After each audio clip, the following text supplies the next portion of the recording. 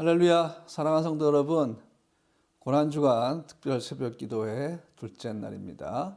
본문은 빌립보서 2장 5절로 11절 말씀인데 여러분 성경을 펴고 계시면 같이 저랑 읽었으면 좋겠고요. 오늘도 이 말씀을 나눌 때 성경을 미리 준비하셔서 제가 말씀드리면 같이 펴서 함께 봤으면 좋겠습니다. 빌립보서 2장 5절로 11절 말씀 암송 중이신가요? 열심히 노력하고 계신가요? 말씀이 여러분 입술에 있으면 그 말씀을 여러분이 고백할 때에 그 하나님께서 그 말씀을 보증해 주십니다. 하나님의 말씀은 살아있다고 성경은 말씀하고 있죠. 이제 빌립보서 2장 5절로 11절 말씀을 저랑 같이 한번 외워볼까요? 있습니다. 함께 외웁니다. 너희 안에 이 마음을 품어라. 곧 그리스도 예수의 마음이니 그는 근본 하나님의 본체시나 하나님과 동등됨을 취할 것으로 여기지 아니하시고 오히려 자기를 비워 종의 형체를 가지사 사람들과 같이 되셨고 사람의 모양으로 나타나사 자기를 낮추시고 죽기까지 복종하셨으니 곧 십자가에 죽으심이라.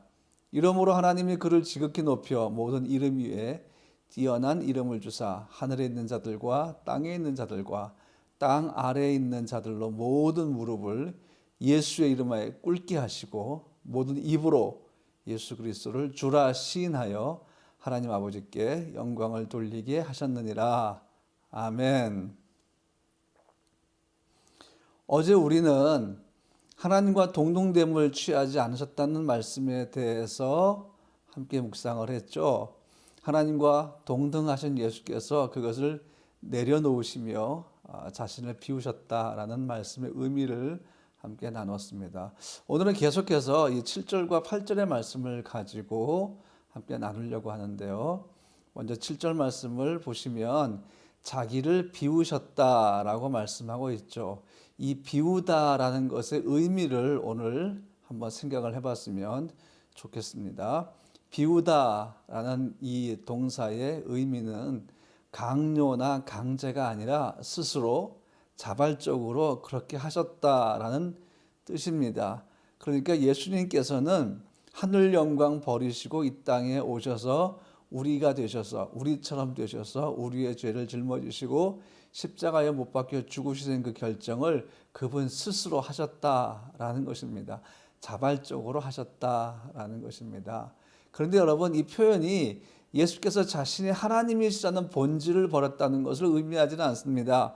예수는 어제도 말씀드렸지만 하나님이십니다. 그래서 완전한 하나님이셨고 또 이 땅에 오셔서 완전한 사람이 되셨다 하는 것입니다. 그래서 우리가 이것을 신학적인 표현으로 하면은 100% 신성, 100% 인성이다라고 합니다. 하나님이신 예수의 신성은 버려지는 것이 아닙니다. 여러분 그 신성을 어떻게 버릴 수 있겠습니까?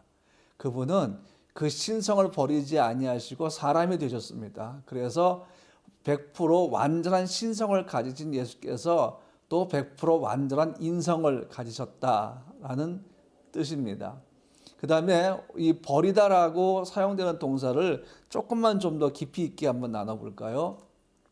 이 동사를 헬라어로 하면 캐눈이라고 합니다. 이 캐눈이라는 단어의 의미는 비우다라는 뜻도 있지만 쏟다라는 의미도 가집니다.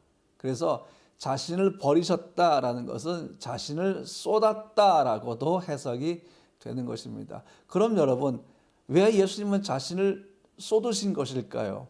그리고 무엇에 쏟으신 것일까요? 우리 함께 말씀을 읊조리단 말은 입으로 소리를 내서 읽는다는 말이죠. 또 읊조리고 외우기 위해서 다시 한번 5절부터 한번 암송해 볼까요? 자, 5절 말씀 보니까 너희 안에 이 마음을 품어라. 곧 그리스도 예수의 마음이니 6절 그는 근본 하나님의 본체시나 하나님과 동등됨을 취할 것으로 여기지 아니하시고 오히려 자기를 비워 종의 형체를 가지사 사람들과 같이 되셨고 사람의 모양으로 나타나사 자기를 낮추시고 죽기까지 복종하셨으니 곧 십자가에 죽으심이라. 여러분 이 말씀 가운데 7절과 8절을 한번 보면 예수께서 자신을 버리고 또 자신을 쏟아 부으신 이유와 목적이 나옵니다. 자, 7절 한번 볼까요? 오히려 자기를 비워 종의 형체를 가지사 사람들과 같이 되셨고, 8절 사람의 모양으로 나타나사 자기를 낮추시고 죽기까지 복종하셨으니 곧 십자가에 죽으심이라. 예수님께서 쏟아 부은 이유, 자기 자신을 버리는 이유가 그리고 목적이 이 7절과 말씀 안에 있습니다. 여기를 보니까 종의 형체를 가지시기 위해서 자신을 비우셨다라고 되어 있죠. 그 다음에 사람들과 같이 되시기 위해서 자신을 비우셨다라고 되어 있습니다. 또 사람의 모양으로 나타나시기 위해서 자신을 비우셨다라는 것이죠. 여기서 우리가 잠깐 좀 생각해 볼 것이 있습니다. 종의 형체를 가졌다라고 7절은 말씀하고 있는데, 그러면 이런 의문이 생깁니다. 예수는 그러면 누구의 종이 되셨는가? 하나님의 종이 되셨는가? 사람의 종이 되셨느냐 하는 의문이 남죠. 왜? 종의 형체를 가지셨다고 7절은 말씀하고 있기 때문이죠. 자, 이 문제를 해결하려면 마태복음 20장 28절로 가야 됩니다. 마태복음 20장 28절 말씀 보니까 인자가 온 것은 섬김을 받으려 함이 아니라 도리어 섬기려 하고 자기 목숨을 많은 사람의 대속물로 주려 함이니라, 이렇게 되어 있어요. 그러니까 예수님은 사람들을 섬기러 오신 것입니다. 사람들을 섬기는 종이 되시기 위해서 오신 것입니다. 그런데 사람을 그렇게 섬기심을 통해서 또 하나님을 섬기셨으니까 그분의 종의 형체는 하나님을 섬기는 종이고 사람들을 섬기는 종이다 라는 것을 우리가 알 수 있죠. 사람들에게 종의 역할을 하심으로 하나님의 뜻을 이루셨는데, 그 섬김의 하이라이트, 그 종의 역할의 최고점은 무엇이었습니까? 자기 목숨을 사람들의 대속물로 내어주는 것이었습니다. 자, 계속해서 우리가 자신을 비우고 쏟았다는 것이 무엇을 의미하는지 한번 좀 살펴볼까요? 자, 8절로 한번 갈게요. 사람의 모양으로 나타나사 자기를 낮추시고 죽기까지 복종하셨으니 곧 십자가에 죽으심이라. 자기를 낮추시는 것이었어요. 자기를 낮추시는 것. 그러니까 자기를 비우고 쏟았다라는 것이 무엇을 의미하는가 하면, 비우고 쏟았다는 얘기는 자기를 낮추셨다, 그런 의미입니다. 철저하게 하나님, 예수님은 자기를 낮추셨어요. 그 다음에 어땠습니까? 죽기까지 복종하신 것이죠. 그 복종은 어떤 복종이었습니까? 십자가에서 죽으시는 것이었습니다. 쏟아 부었다, 비웠다라는 것은 자기를 낮추시는 것인데, 그 자기를 낮추신 목적은 십자가에서 죽으시기 위함이었다는 것입니다. 그렇다면 우리는 왜 하나님이신 예수께서 그렇게 자신을 비우고 쏟으셨고 십자가에 죽기 위해서 이 땅에 오셨고 하늘 영광 보좌를 떠나서 사람이 되셨는지를 한번 물어봐야 합니다. 주님 왜 그렇게 하셨습니까? 라는 거죠. 주님 왜 꼭 그렇게까지 하셨어야 합니까? 왜 하늘 영광을 버리시고 낮아지셔서 우리같이 되셔서 우리의 모든 죄를 담당하시고 십자가에서 죽으시는 그 순종의 길을 가셔야만 했습니까? 라고 우리는 물어볼 수 있어야 합니다. 너무 당연한 것으로 우리가 지금까지 받아들일 수 있지만 오늘 이 새벽 예배 때 한번 좀 하나하나 물어봅시다. 주님 왜 그렇게 하셨습니까?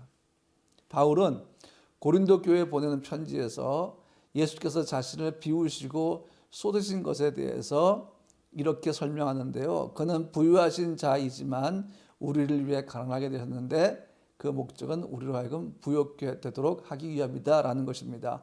고린도 후서 8장 9절 말씀인데요. 제가 한번 읽을게요. 우리 주 예수 그리스도의 은혜를 너희가 알거니와 부유하신 자로서 너희를 위하여 가난하게 되심은 그의 가난함을 인하여 너희로 부욕케 하려 하심이니라 그랬습니다. 주님이 자신을 비우셨고 쏟아 부으신 것, 자기를 철저하게 낮추신 이유를 바울은 지금 이 말씀에서 가난하게 되셨다라고 표현을 합니다. 그러면 그분은 부유하신 분인데 왜 가난하게 되었습니까? 그의 가난함을 인하여 어떻게 하시려고? 우리로 부욕케 하기 위해서 하셨다라고 설명하십니다. 그러면 또 우리가 물어봐야죠. 주님 왜 그렇게 하셨습니까? 자, 그렇게 우리가 물었을 때 주님 우리에게 뭐라 대답하시겠어요? 아주 심플한 대답이 있습니다. 그것은 뭐예요? 너희를 위해서였다. 조금 더 길게 얘기하면 너희를 얻기 위해서였다. 여러분과 나를 위해서 주님은 그렇게 하신 것입니다. 그러면 여러분, 주님이 그렇게 하실 수밖에 없도록 만든 저와 여러분의 무슨 공로가 있습니까?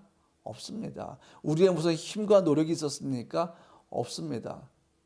주님이 스스로 그렇게 하신 것이죠. 그래서 성경은 뭐라 하십니까? 우리에게 주신 선물이라고 표현을 하신 것입니다. 예수님은 여러분과 저를 위해서 사람이 되신 것입니다. 그런데 여러분, 영지주의자들, 이단들의 이야기나 다른 이단들의 표현처럼 예수님은 모양만 사람이 되신 거 아닙니다. 고통스럽지 않은데도 고통스러운 척 하신 거 아닙니다.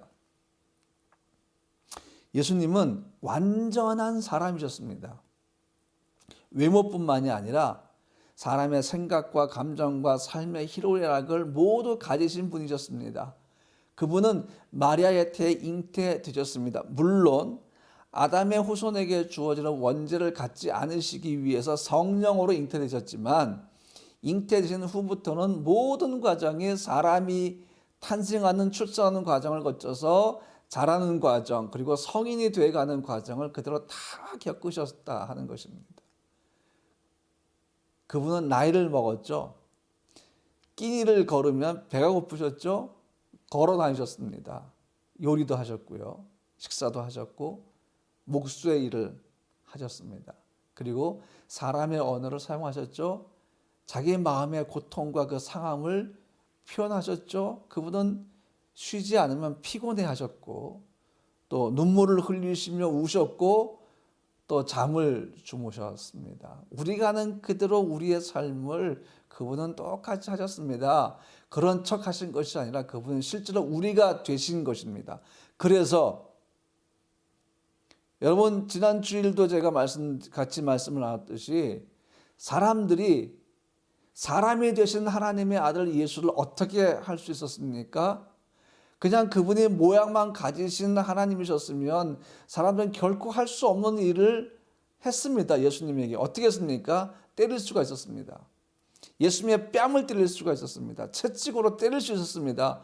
욕을 할 수 있었고 조롱할 수 있었고 침을 뱉을 수 있었고 예수님과 논쟁할 수 있었고 그리고 하나님의 정한 때가 되었을 때에 죽일 수가 있었습니다. 그렇게 예수님은 죽으셨습니다. 이게 사람인 척하는 거였습니까? 아닙니다. 그분은 실제로 100% 완전한 사람이신 것입니다. 사람처럼 사신 것이 아니라 사람으로 살아가신 것입니다. 사람이 되신 것입니다. 이것을 신학용어로 뭐라 하는가 하면요. 하나님의 자기 비하라고 합니다. 이것이 바로 스스로 자신을 낮추신 것이죠. 오늘 본문 말씀 보니까 자기를 비웠다라는 것이 바로 이겁니다. 자기를 낮추셨습니다. 자기를 쏟아 부으신 것입니다. 어디까지 쏟아 부으신 것입니까? 철저하게 가장 낮은 종의 자리까지 자신을 쏟아 부으셨다는 것입니다. 이처럼 근본 하나님의 본체시지만 하나님과 동등됨을 취하지 아니하시고 자신을 버리고 우리를 위해 쏟으시기 위해서 사람이 되신 것은 자기 비하지만 이것은 예수님이 주어진 사명이었습니다. 그리고 겸손의 극치였다 하는 것입니다. 우리는 하나님이신 예수께서 우리처럼 되셨다는 이 말씀의 진리 앞에서 뭘 볼 수 있습니까? 예수의 겸손함을 볼 수가 있습니다. 그 겸손은 의도적으로 만들어진 겸손이 아니었습니다. 그것은 우리를 향한 사랑으로부터 나오는 겸손이었습니다. 또한 이것은 우리에게 성경에서 보여주고 있는 상하도치의 원리를 그대로 보여주는 겸손이었습니다. 그의 겸손과 낮아짐이 모든 사람을 하나님께로 이끄는 새로운 길을 만들었고 하나님이 그를 높이셔서 모든 이름 위에 뛰어난 이름으로 만드신 것입니다. 가장 높으신 만왕의 왕이 사람이 되심으로 사람을 섬기셨고 사람의 죄를 대신 지시고 십자가에서 죽으셨습니다. 왜 그랬을까요? 요한복음 3장 16절 말씀 보니까 이렇게 선언하고 있습니다. 하나님께서 우리를 사랑하셨는데 어느 정도 사랑하셨는가? 독생자를 주심으로 그를 믿는 자마다 멸망치 않고 영생을 얻게 하도록 만드실 정도 우리를 사랑하셨다라는 것입니다. 이 모든 진리 앞에서 우리는 교만이나 거만을 찾아볼 수가 없습니다. 인간인 척하는 위선을 찾아볼 수가 없습니다. 그분은 인간이 되셨기 때문입니다. 우리에게 생명 주시려고 하나님 앞으로 걸어갈 수 있는 새로운 길을 열어주시기 위해서 그분은 우리의 모든 죄를 지시고 죽으신 것이죠. 그렇게까지 하기 위해서 그분은 어떻게 했습니까? 근본 하나님의 본체시나 하나님과 동등됨을 갖추기를 거절하시고 내려놓으시고 그리고 이 땅에 오셔서 가장 낮은 자리에 사람이 되셨지만 그보다 더 낮은 사람을 섬기는 자리까지 내려오셔서 우리를 위해 죽으셨다 하는 것입니다. 이것이 그리스도의 겸손입니다. 이 그리스도의 겸손이 오늘 여러분과 제 마음에 깊은 은혜와 감동을 줄 줄로 믿습니다. 여러분, 이 빌립보서 2장을 쓸 때 지금 우리가 이 5절부터 11절 말씀을 고난주간에 맞춰서 설명을 제가 하고 있지만 사실 이 빌립보서 2장은 빌립보 교회가 갖고 있는 문제에 대해서 특별히 섬기고 사랑하지 못하는 그 문제, 윤리적이고 도덕적 그리스도인다운 겸손과 섬김과 헌신과 사랑이 부족한 그 교회를 향해서 그것을 설명할 때 나오는 말씀들이지만 오늘 저는 여러분과 함께 5절과 11절을 고난주간에 맞춰서 지금 설명을 하고 있는 것입니다. 그래서 이 빌립보서 2장 3절 말씀 보시면 여러분 성경을 갖고 있으면 한번 보세요. 아무 일이든지 다툼이나 허용으로 하지 말고 오직 겸손한 마음으로 각각 자기보다 남을 낫게 여기고 그렇게 얘기합니다. 자, 여기서 겸손한 마음이 나오죠. 바울은 이 겸손한 마음을 설명하기 위해서 5절부터 예수의 마음을 본받으라고 하면서 그분이 우리를 위해서 하늘 영광 버리시고 오신 모든 것, 낮아지고 또 낮아지고 낮아져서 우리를 섬기신 그 모든 것들을 겸손이라고 설명하면서 예수의 겸손함을 우리가 배워야 한다라고 말을 하고 있는 것입니다. 그래서 오늘 우리는 주님의 겸손하심을 생각을 해야 됩니다. 여러분, 오늘 우리의 기도는 어제 우리의 기도는 회개로 시작했죠. 오늘 우리의 기도는 이렇게 했으면 좋겠어요. 제가 주님을 닮기 원합니다. 주의 성품으로 살아가기 원합니다. 겸손하게 제가 다른 사람을 배려하며 주님처럼 섬김의 삶을 살기 원합니다. 그렇게 오늘 우리의 기도를 시작했으면 좋겠어요. 그렇게 기도로 시작하시면서 교회를 위해, 체코를 위해 여러분 갖고 있는 기도의 소원들을 가지고 또 우리 성도들을 위해서 기도하시면서 하나님께로 나가시기 바랍니다. 오늘 여러분에게 주의 사랑과 은혜가 풍성한 하루가 되시기를 주님의 이름으로 축복합니다. 기도하겠습니다.